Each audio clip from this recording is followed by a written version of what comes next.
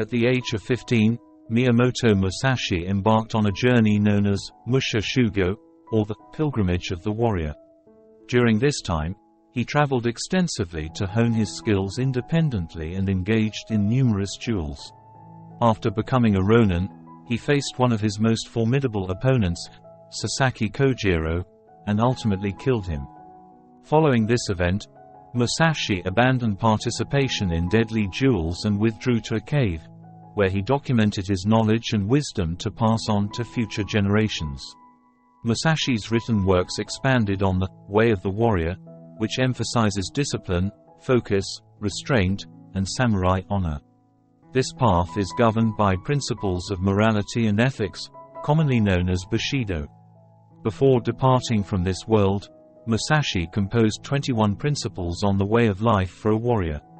These principles, known as Dokudo, still hold value and can inspire us in modern life. This series will be divided into 3 parts, with the first 2 parts exploring the first 14 principles.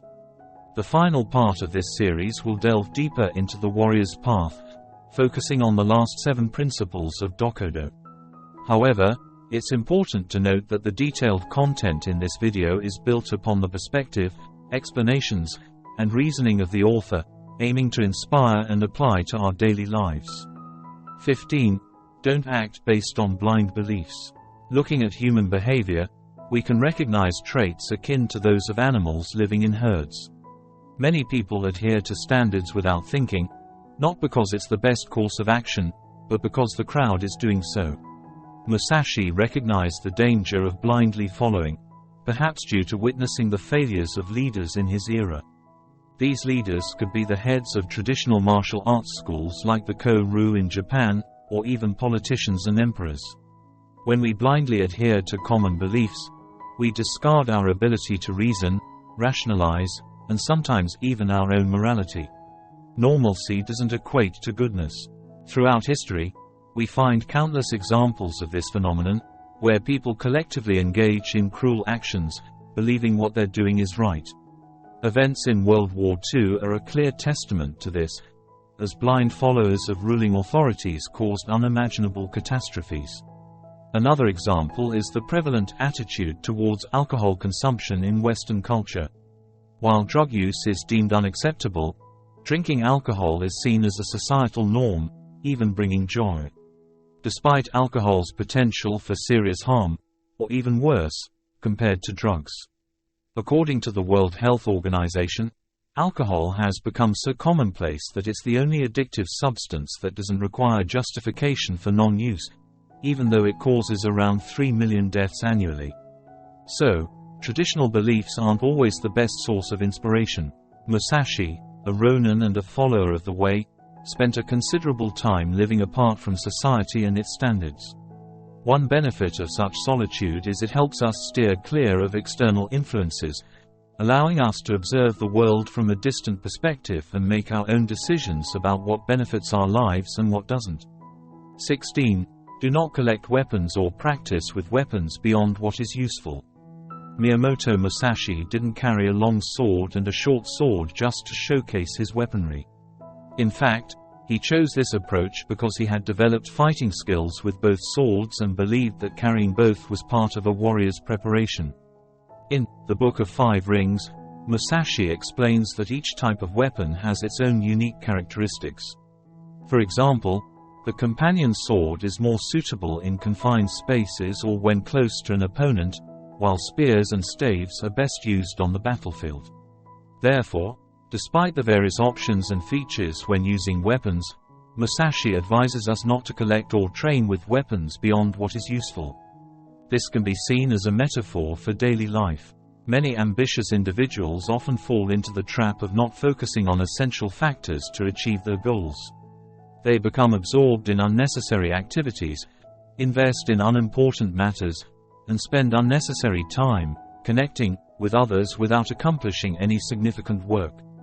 Lack of clear determination about what is necessary to achieve goals and impatience in executing necessary tasks often lead to failure.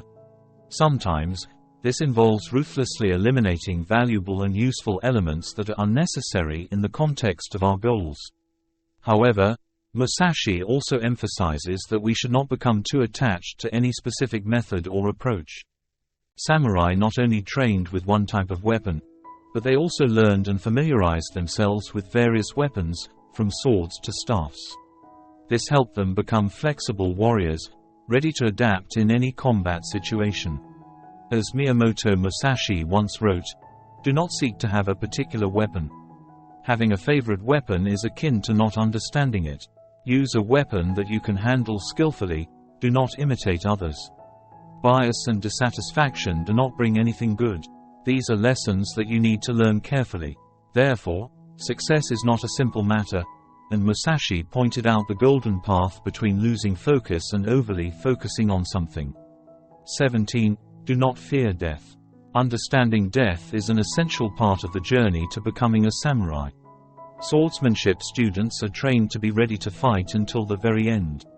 By enduring the rigors of relentless training, they learn to face death courageously. In general, Musashi said, "The true way of the warrior is the acceptance of death." Truly accepting death means not fearing it, and when we no longer fear death, we become stronger, unwavering when our lives are in danger in battle. Therefore, on the battlefield or in hand-to-hand combat, accepting death brings strength.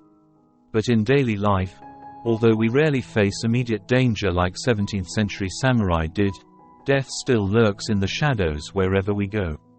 In life, there are no fairy tales.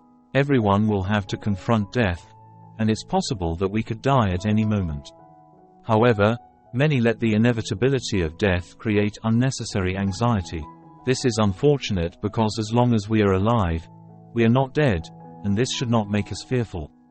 But when we die, we are no longer alive, and in reality, we cannot know how that feels, so we cannot judge whether death is bad or not. Perhaps death is a doorway to something more intriguing in life, or perhaps not.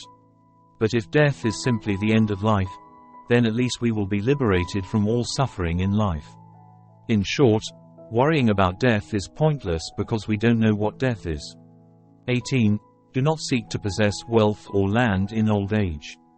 Musashi was a minimalist. His life was characterized by honor, victories, mastery of skills, and contributing to the community by sharing his wisdom.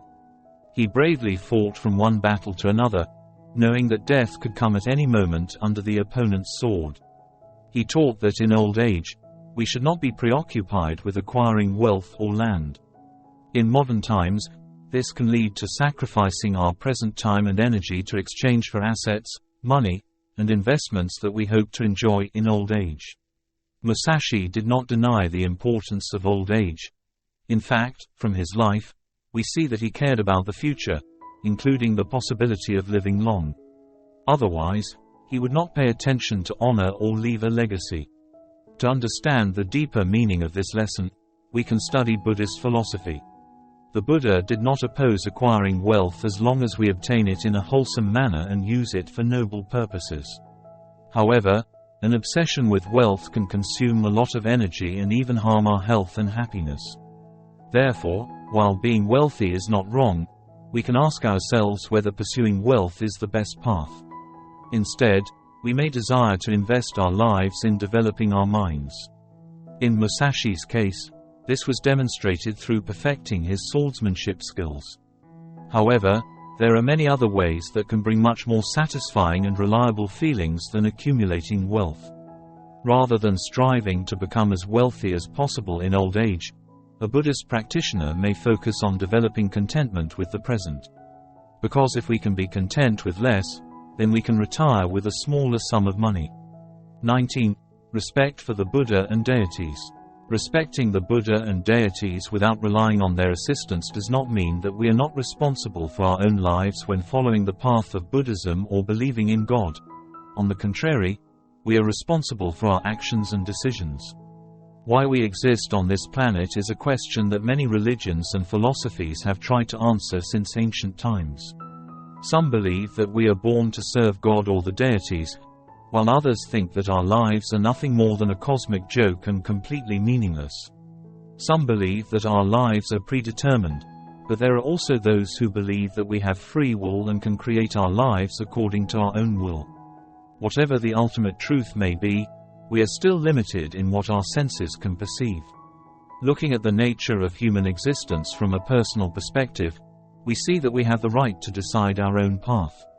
We are responsible for our actions and how we face the challenges that life presents. While luck may bring us something beyond our control, we can control how we react and respond to it. The ability to choose is an essential part of many religions. In Christianity, there are the 7 virtues. In Islam, there are the 5 pillars, and in Buddhism, there are the Eightfold Path.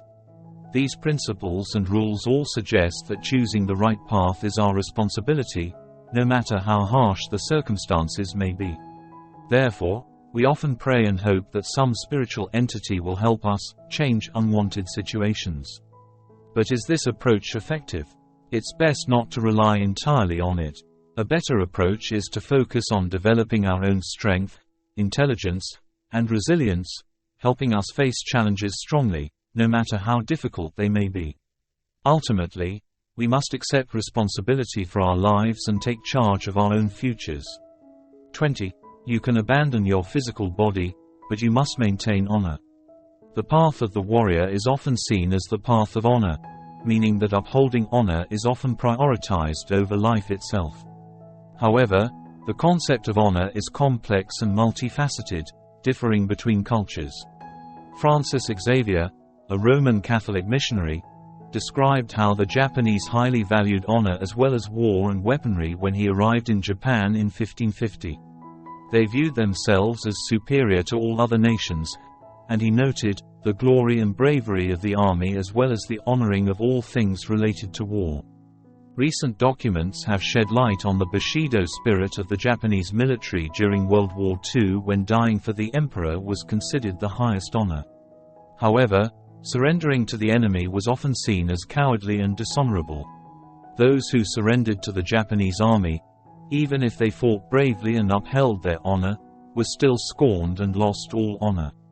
How we assess and handle honor often depends on personal preferences and culture.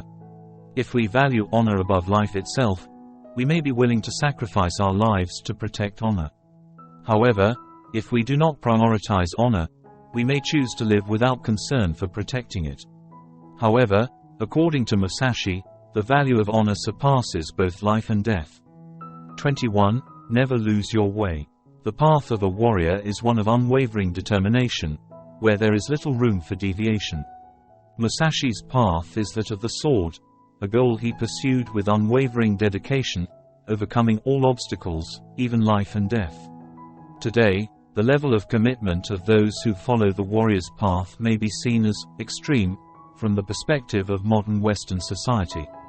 In a world where most of us are consumers, we easily get lost in chasing short-term pleasures rather than choosing the path of sacrifice and patience to achieve higher goals, even if those goals relate to the quality of life and our own happiness. However, if we truly want to fulfill an important mission in life, we must commit to it wholeheartedly. It is difficult to achieve anything significant without dedication and commitment. This applies to all aspects of life, from business endeavors, relationships, creative projects to the spiritual journey. Just as to become a master in any field, from cooking to music, and even to overcome bad habits and addictions.